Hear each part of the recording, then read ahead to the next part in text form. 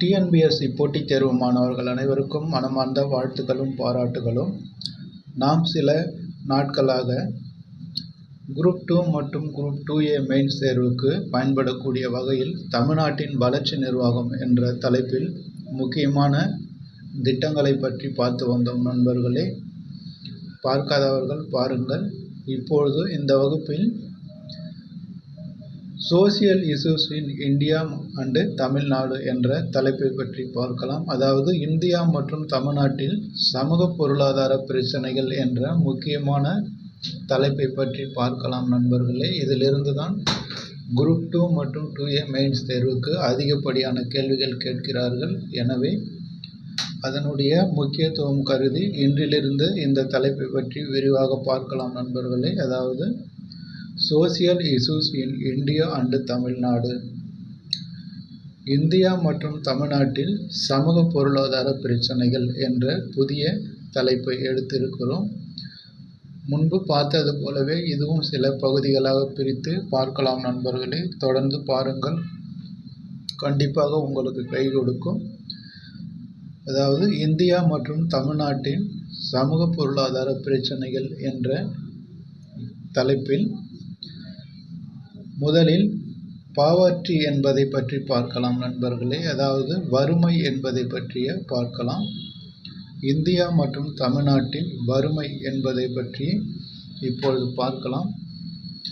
அதற்கடுத்து முக்கியமான நிறைய தலைப்புகள் இருக்குது. அந்த தலைப்புகளை ஒவ்வொன்றாக பார்த்து முடிக்கலாம். அதாவது சமூக பொருளாதார பிரச்சனைகள் என்ற தலைப்பில் நிறைய துணை தலைப்புகள் இருக்கிறது. அதை ஒவ்வொன்றாக முழுவதுமாக பார்க்கலாம் நண்பர்களே. முதலில் வறுமை என்பதை பற்றி பார்க்கலாம். வறுமை என்பதற்கான வரையறை, அதாவது வறுமை என்றால் என்ன அப்படி என்பதை தெரிந்து கொள்ளுங்கள். உலக வங்கியானது 1990ஆம் ஆண்டு வறுமை என்பதை பின்வருமாறு வரையறுத்திருக்கிறது நண்பர்களே. அதாவது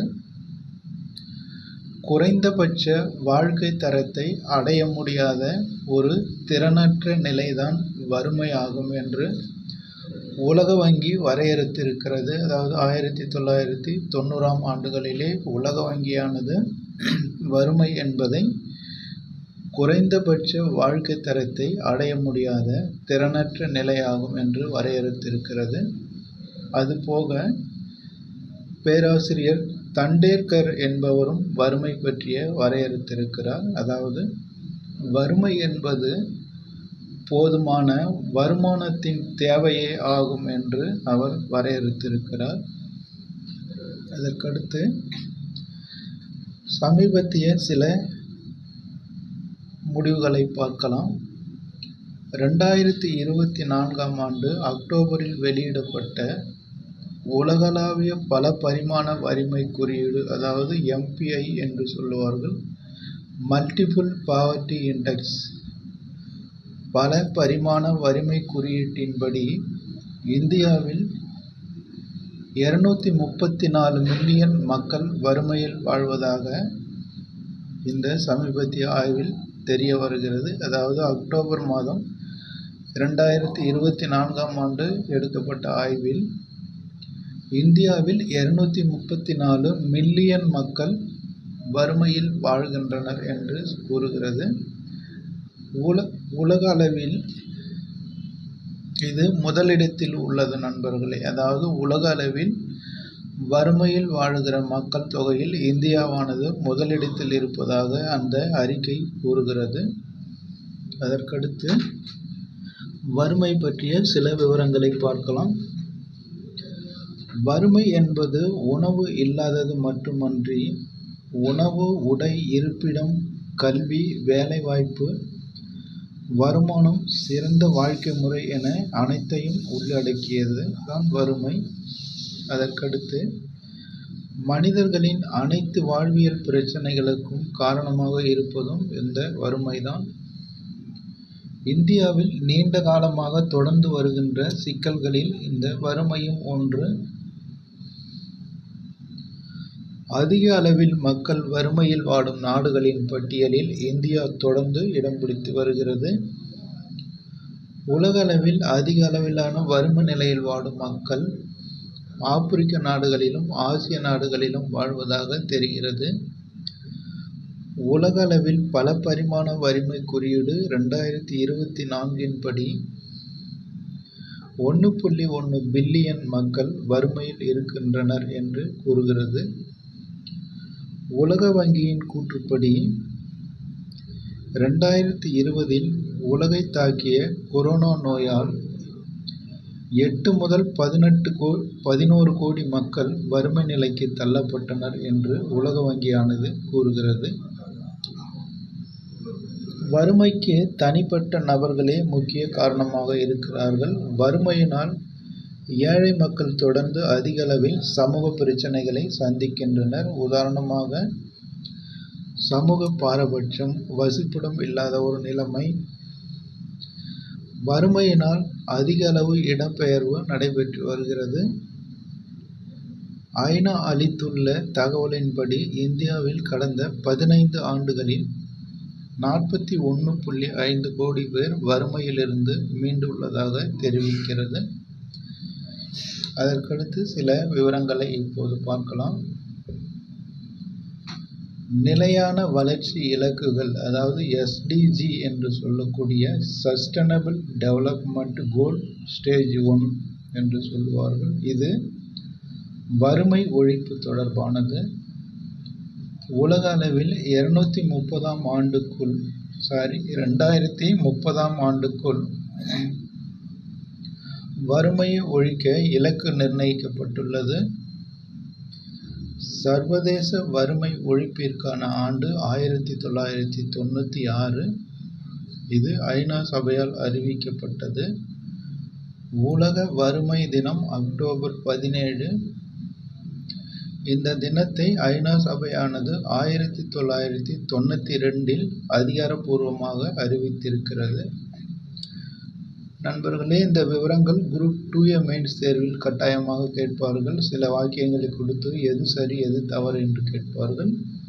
அதுபோக குரூப் 2 மெயின்ஸ் தேர்வில், அதாவது டிஸ்கிரிப்டிவ் தேர்வில் வறுமையை பற்றிய சில கட்டுரைகள் கேட்பார்கள். நண்பர்களே, அதை ஒவ்வொன்றாக நாம் பார்க்க இருக்கிறோம். அதாவது இந்தியாவில் வறுமையின் இன்றைய நிலையை பற்றி எழுதுக என்று 10 மார்க்கிலோ அல்லது 15 மார்க் மதிப்பெண்ணிலோ குரூப் 2 மெயின்ஸ் தேர்வில் கேட்பார்கள். அப்படி கேட்டால் நீங்கள் இதை அப்படியே தொகுத்து எழுத வேண்டியதுதான் நண்பர்களே. இப்பொழுது இந்தியாவில் வறுமையின் இன்றைய நிலையை பற்றி இப்போது பார்க்கலாம். நிதி ஆயோக் வெளியிட்ட பல பரிமாண வறுமை குறியீடு, அதாவது MPI என்று சொல்லக்கூடிய பல பரிமாண வறுமை குறியீட்டில், அதாவது 2024 படி இந்தியாவில் கடைசி 9 ஆண்டுகளில் 24.82 கோடி மக்கள் வறுமையிலிருந்து மீண்டுள்ளதாக தெரிவிக்கிறது. இந்தியாவில் 13.7% மக்கள் ஊட்டச்சத்து குறைபாட்டால் பாதிக்கப்பட்டுள்ளனர் என உலக பட்டினி குறியீடு 2024 கூறப்பட்டுள்ளது. இந்தியாவில் நகர்ப்புறங்களை விட கிராமப்புறங்களில் வறுமை அதிக அளவில் காணப்படுகிறது. இந்தியாவில் வறுமை காரணமாக கிராமத்திலிருந்து நகர்ப்புறங்களை நோக்கி இடம்பெயர்தல் அதிகரித்து வருகிறது. இந்திய மாநிலங்களில் பீகார், ஜார்க்கண்ட், மணிப்பூர் போன்ற மாநிலங்கள் அதிக வறுமையில் இருக்கிறது. கோவா, கேரளா, தமிழ்நாடு போன்ற மாநிலங்கள் குறைவான வறுமை நிலையில் தொடர்ந்து நீடித்து வருகிறது. இந்தியாவில் வேலைவாய்ப்பு உருவாக்கும், தொழில் முனைவோர் ஊக்குவிப்பு மற்றும் வறுமை ஒழிப்பு திட்டங்கள் போன்ற அரசின் நடவடிக்கையால் வறுமையின் அளவு குறைந்து வருகிறது. உலக வங்கி ஆய்வறிக்கை 2022 படி இந்தியாவில் வறுமை 2011 22.5 இருந்தது. ஆனால் 2019 10.2% குறைந்துள்ளது என கூறப்பட்டுள்ளது.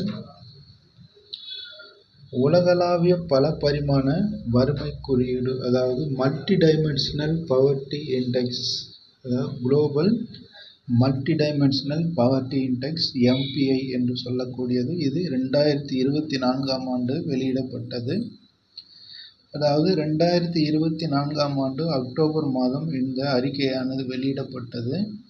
இது வெளியிடப்பட்ட நிறுவனம் UNDP என்று சொல்லக்கூடிய UN டெவலப்மெண்ட் ப்ரோக்ராம் என்ற நிறுவனமும், அடுத்து OPHI என்று சொல்லக்கூடிய Oxford poverty and woman development initiative என்ற ஆக்ஸ்போர்ட் பல்கலைக்கழகமும் சேர்ந்து இந்த அறிக்கையை வெளியிட்டிருக்கிறது. வறுமை குறியீடானது உடல் நலம், கல்வி மற்றும் வாழ்க்கை தரம் ஆகிய குறியீடுகளை வைத்து அளவிடப்படுகிறது. அதாவது 10 வகையான காரணிகளை கொண்டு, அதாவது 10 இண்டிகேட்டர் என்று சொல்லக்கூடிய 10 வகையான காரணிகளை கொண்டு வறுமை குறியீடானது கணக்கிடப்படுகிறது. உலகளாவிய பல பரிமாண வறுமை குறியீடு 2010 முதல் வெளியிடப்படுகிறது. உலக அளவில் 1.1 மில்லியன் மக்கள் வறுமையில் இருக்கின்றனர் என்றும் கூறப்பட்டுள்ளது. இந்தியாவினுடைய தற்போதைய நிலை: இந்தியாவில் 234 மில்லியன் மக்கள் வறுமையில் வாழ்ந்து வருகின்றனர்.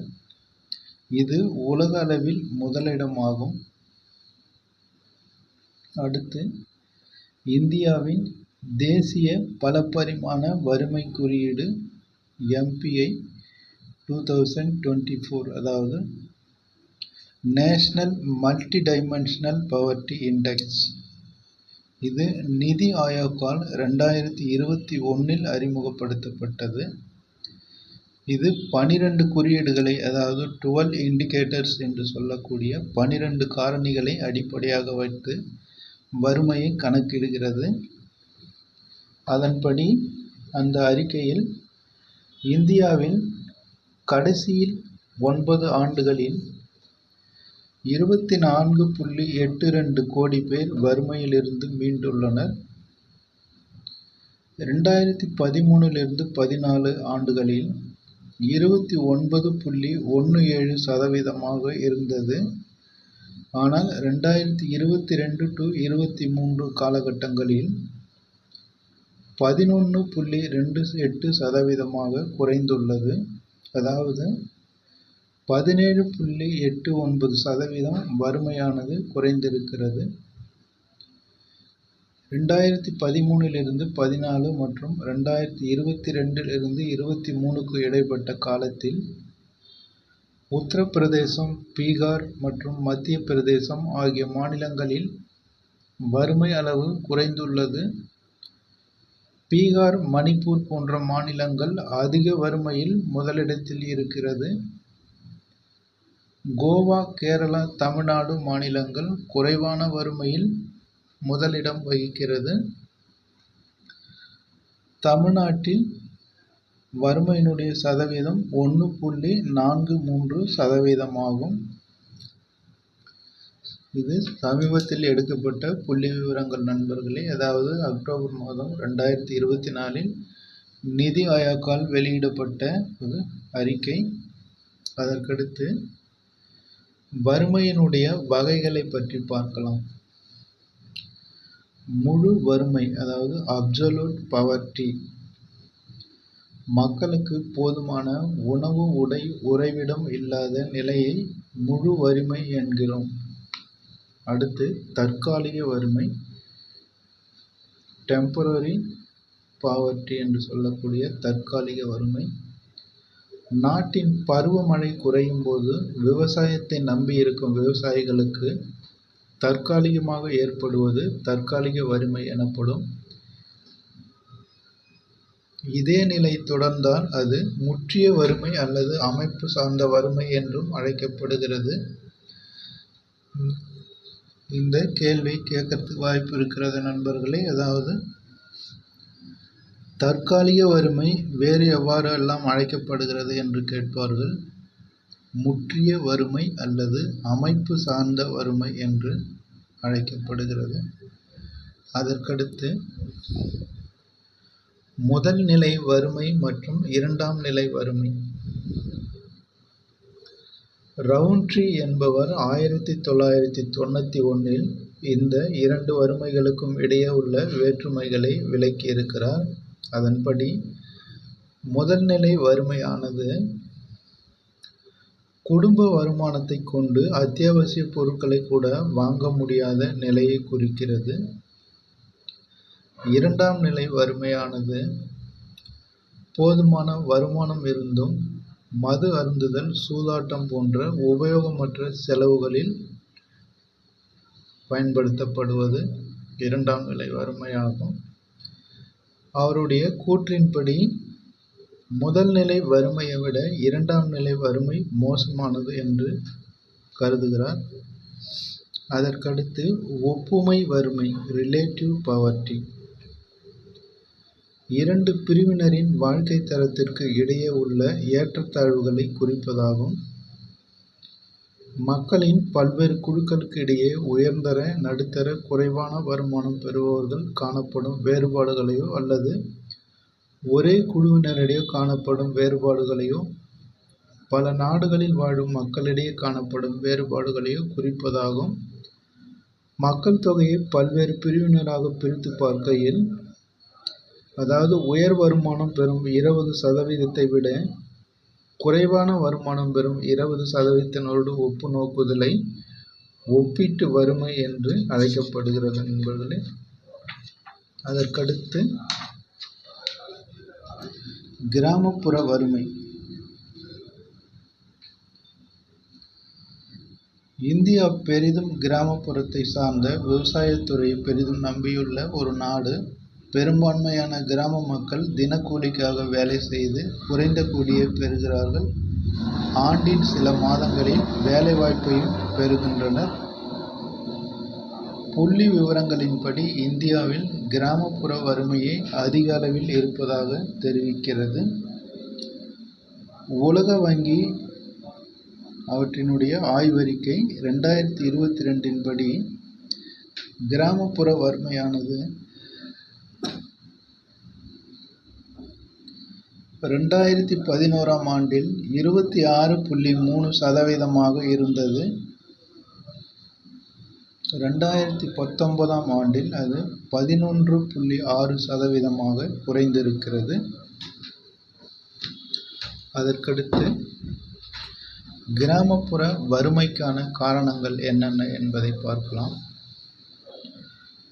அதிவேகமான மக்கள் தொகை பெருக்கம், வறுமை ஒழிப்பு திட்டங்கள் சிறந்த முறையிலும் போதுமான அளவிலும் அமல்படுத்த முடியாமல் இருப்பது, குடி, சூதாட்டம் போன்ற தீய பழக்கங்கள் அதிகமாக காணப்படுவதால் சம்பாதிக்கும் பணம் வீணாதல், விவசாயத்தை மட்டுமே நம்பி இருப்பது, நவீன தொழில்நுட்ப யுக்திகளை பின்பற்றாமல் பழமையான முறைகளை மட்டுமே சார்ந்து விவசாயம் செய்வது, ஊழல் மற்றும் பணவீக்கம், கிராமப்புறங்களில் காணப்படும் எழுத்தறிவு அற்ற நிலை, கிராமப்புறங்களில் கடன் மற்றும் சந்தை வசதிகள் இல்லாமை, ஜாதிகள் இடையேயான பகைமை மற்றும் போட்டிகள், தகவல் தொடர்பு சாதனங்கள் கிடைக்கப் பெறாமை, கிராமங்களில் சிலரிடம் மட்டுமே அதிக அளவில் சொத்துக்கள் இருப்பது, முதலீடு மற்றும் சந்தை வசதிகள் குறைவு, திருமணம், பிறப்பு மற்றும் இறப்பு போன்ற பல்வேறு பழக்க வழக்கங்களுக்கு அதிகம் செலவிடுதல் போன்றவை கிராமப்புற வறுமைக்கான காரணமாகும். அதற்கடுத்து கிராமப்புற வறுமைக்கான தீர்வுகள் என்னென்ன என்பதை பார்க்கலாம். வறுமை ஒழிப்பு திட்டங்கள் மாவட்ட வாரியாகவும் கிராமங்கள் தோறும் சிறந்த முறையில் சென்றடைய செய்ய வேண்டும். எழுத்தறிவை அதிகரிக்க வேண்டும். வேளாண்மையை நவீனமாக்கி உற்பத்தியை அதிகரிக்க வேண்டும். மக்கள் தொகையை கட்டுப்படுத்த வேண்டும். மக்களிடம் ஆடம்பர செலவினங்களால் ஏற்படும் பிரச்சனை குறித்து விழிப்புணர்வை ஏற்படுத்த வேண்டும். அதாவது கிராமப்புற வறுமை என்பதை பார்த்தோம். அதனுடைய விவரங்களையும் பார்த்திருக்கிறோம் நண்பர்களே. அதற்கான காரணங்கள் மற்றும் தீர்வுகளையும் தெளிவாக பார்த்து இருக்கிறோம். அதாவது இந்த வகுப்பில் நாம் சமூக பொருளாதார பிரச்சனைகள் என்ற தலைப்பில் முதலில் வறுமை என்பதை பற்றி பார்த்திருக்கிறோம் நண்பர்களே. இதில் நிறைய தலைப்புகள் இருக்கிறது. அவை அனைத்தும் முக்கியமான தலைப்புகள். ஏனென்றால் டிஎன்பிஎஸ்சி அனைத்து தேர்வுகளிலும் இந்த தலைப்புகளிலிருந்து கேள்விகள் வந்து கொண்டே தான் இருக்கும். முக்கியமாக மார்ச் மாதம் நடைபெறவுள்ள குரூப் 2 மெயின்ஸ் மற்றும் 2A மெயின்ஸ் தேர்வுகளுக்கு இது முக்கியமான பகுதி நண்பர்களே. அதனால்தான் இதை பார்த்து வருகிறோம். இதற்கு முன்பாக தமிழ்நாட்டின் வளர்ச்சி நிர்வாகம் என்பதை பற்றிய சில வகுப்புகளை பார்த்திருக்கிறோம். அதில் தமிழ்நாடு அரசால் தொடங்கப்பட்டுள்ள அத்தியாவசியமான திட்டங்கள் பெரும்பாலும் பார்த்து முடித்திருக்கிறோம் நண்பர்களே. பார்க்காதவர்கள் அதை பாருங்கள். அதற்கடுத்து அடுத்த தலைப்பாக தான் இந்த சமூக பொருளாதார பிரச்சனைகள் என்பதை தொடங்கி இருக்கிறோம். இதுவும் 10 அல்லது 15 வகுப்புகளாக நடைபெறும் நண்பர்களே. நம்முடைய அகாடமியில் டிஎன்பிஎஸ்சி தேர்வுகளுக்கு பயன்படக்கூடிய வகையில் பாடத்திட்டத்தில் கொடுக்கப்பட்டுள்ள ஒவ்வொரு முக்கியத்துவம் வாய்ந்த தலைப்பை தேர்ந்தெடுத்து தொடர்ந்து நடத்தி வருகிறோம் நண்பர்களை. நீங்கள் கேட்டு பயன்பெறுங்கள். உங்களுடைய நண்பர்களுக்கும் தெரியப்படுத்துங்கள். அவர்களும் கேட்டு பயன்பெறட்டும். அடுத்து வரும் வீடியோவில் இதனுடைய தொடர்ச்சியை பற்றி பார்க்கலாம். நன்றி நண்பர்களே. மீண்டும் சந்திப்போம்.